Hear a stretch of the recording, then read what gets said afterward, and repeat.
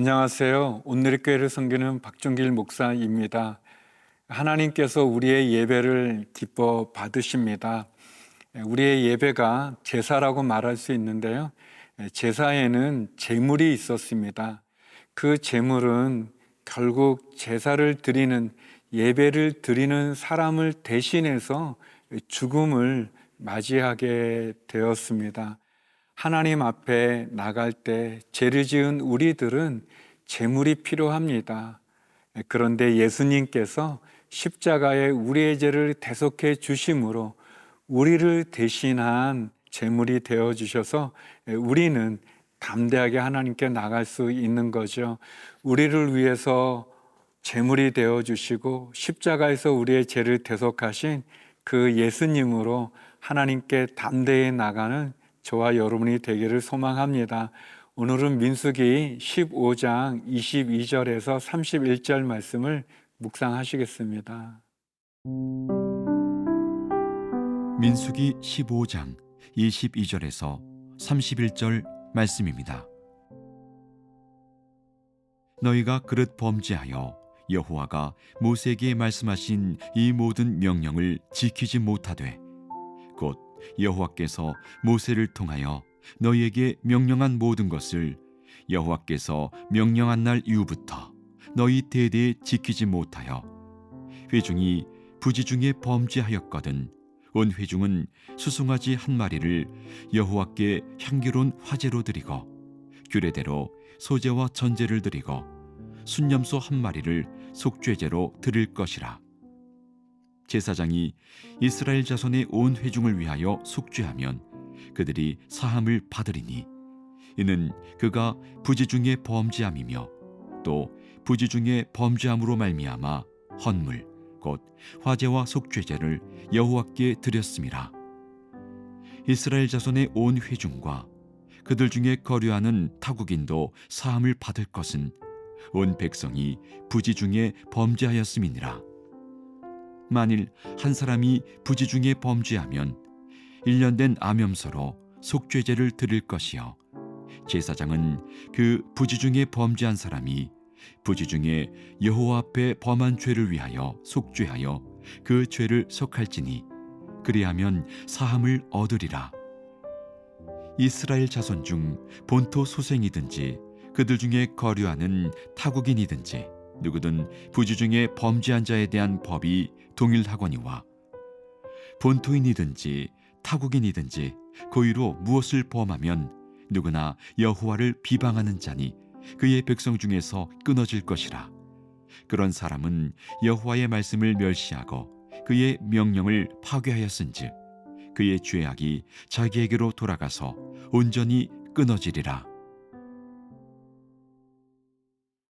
오늘 본문은 실수로 죄를 지은 회중과 개인에 대한 또 고의로 죄를 짓는 사람에 대한 내용이 나오고 있습니다. 먼저 오늘 본문에 보면 이 부지 중에 자기가 깨닫지 못하는, 의식하지 못하는 중에 실수로 죄를 지은 회중이 어떻게 하나님 앞에 사함을 받을 수 있는가, 또 그 개인이 어떻게 하나님 앞에 회복할 수 있는가를 다루고 있습니다. 24절 말씀인데요. 회중이 부지 중에 범죄하였거든 온 회중은 숫송아지 한 마리를 여호와께 향기로운 화제로 드리고 규례대로 소제와 전제를 드리고 숫염소 한 마리를 속죄제로 드릴 것이라.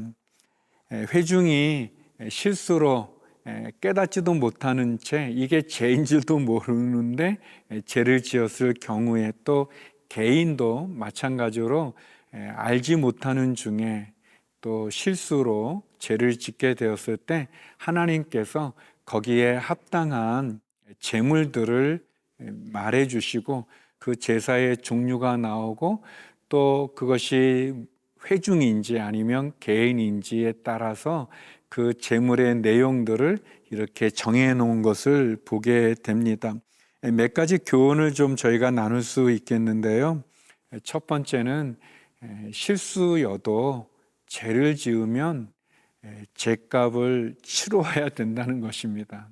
예외가 없는 죗값을 치러야 됩니다. 그래서 회중이든 개인이든 또 그것이 실수든 고의든 상관없이 죄를 지었을 때는 반드시 그 죄에 합당한 제물을 하나님께 드리게 되어져 있고요. 이것은 누구도 예외가 없는 것을 보게 됩니다. 또 이 제물은 생명을 바쳐야만 됐습니다. 그러니까 죄는 생명을 요구하는 것을 보게 됩니다.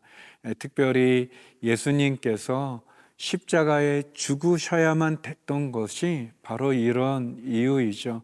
예수님이 우리의 죄를 대속하기 위해 십자가에 죽으신 것입니다. 그냥 예수님이 채찍질로 맞는 걸로 우리의 죄를 대속할 수가 없어요. 죄의 결과가 사망이고 그 사망을 대신 제물이 숫송아지든 순염소든 또는 순양이든 그 죄값에 따라서 결국은 죄값을 치러야 되는 그 예외 없는 그런 모습을 보게 됩니다. 우리 모두가 참 연약하지 않습니까? 어떻게 보면 마음은 그렇지 않은데 마치 중독에 걸린 사람처럼 습관적으로 반복해서 죄를 짓기도 하고 또는 엄청난 죄를 짓기도 하고 또는 오늘 본문처럼 부지 중에 내가 알지 못하는데 실수로 죄를 짓기도 하고 또 내가 속해 있는 공동체가 또 내가 있는 그 교회나 또는 우리 어떤 단체나 아니면 한 민족이 또 하나님 앞에 죄를 지을 수 있습니다. 그럴 때 하나님께서 속죄의 길을 열어 놓으신 거죠. 이런 제사제도라는 거가 우리의 죄를 속하는 그런 길을 열어 놓으셨고 궁극적으로는 예수님을 통해서 그 길을 열어 놓으셨습니다. 우리의 죄를 대속하신 어린 양 예수 그리스도, 그분이 그래서 우리의 희망이고 구원의 유일한 길입니다.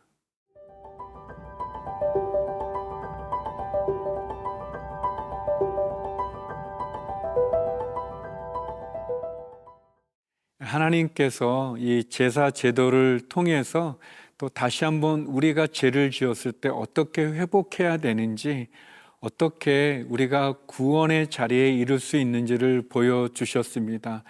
죄를 지면 반드시 죄값을 치러야 되고 이것은 예외가 없다는 것을 보여줍니다. 그런데 실수로 지은 죄와 고의로 지은 죄는 너무나 다릅니다. 고의로 지은 죄는 어떤 결과를 갖게 되나요? 오늘 본문 30절, 31절 말씀입니다. 본토인이든지 타국인이든지 고의로 무엇을 범하면 누구나 여호와를 비방하는 자니 그의 백성 중에서 끊어질 것이라. 그런 사람은 여호와의 말씀을 멸시하고 그의 명령을 파괴하였은즉 그의 제약이 자기에게로 돌아가서 온전히 끊어지리라. 여기에 보면 본토인이든 외국인이든 뭐 나그네든 다른 나라 사람이든 상관없이 하나님 앞에 고의로 죄를 짓는 사람은 예외 없이 다 하나님의 심판을 받게 되어져 있습니다. 고의로 짓는 죄라는 게 뭘까? 그것은 30절에 보면은 하나님을 비방하는 죄입니다. 하나님을 무시하는 정도가 아니라 하나님을 모욕하고 하나님을 비방하고 하나님을 업신여기고 하나님을 인정하지 않는 아주 그런 악한 행위죠. 그런 것이 고의로 짓는 죄죠.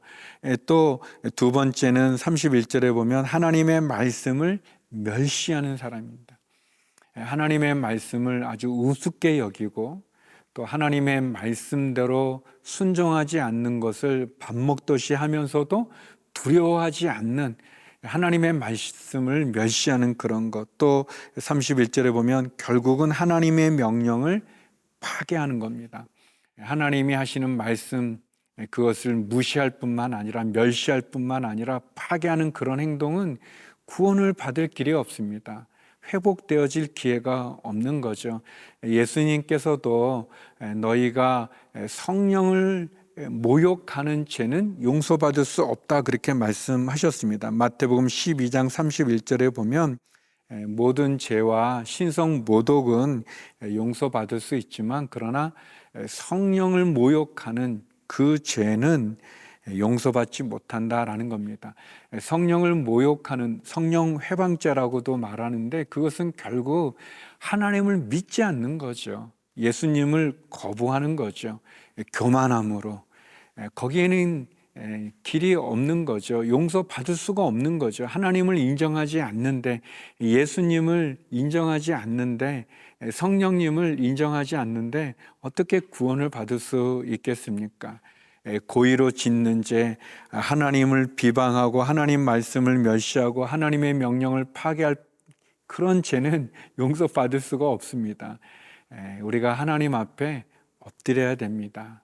돌이켜야 되고 그리고 특별히 성령을 거스리는 죄악을 져서는 안 될 것입니다.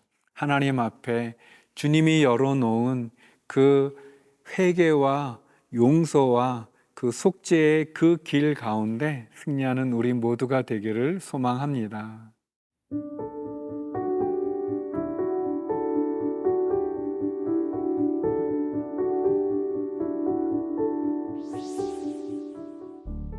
하나님 아버지, 실수로 지은 죄 가운데 회복의 길을 열어주신 것 감사합니다.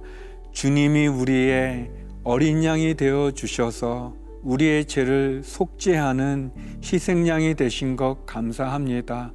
주님 앞에 온전히 쓰는 저희가 되게 하여 주시고 특별히 오늘 하루도 주께서 허락하신 우리의 자녀와 가정과 일터를 축복하여 주시고 주님께 부르짖는 기도마다 응답하여 주옵소서.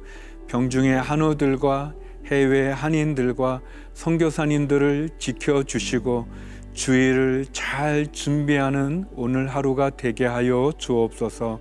예수님 이름으로 기도드립니다. 아멘.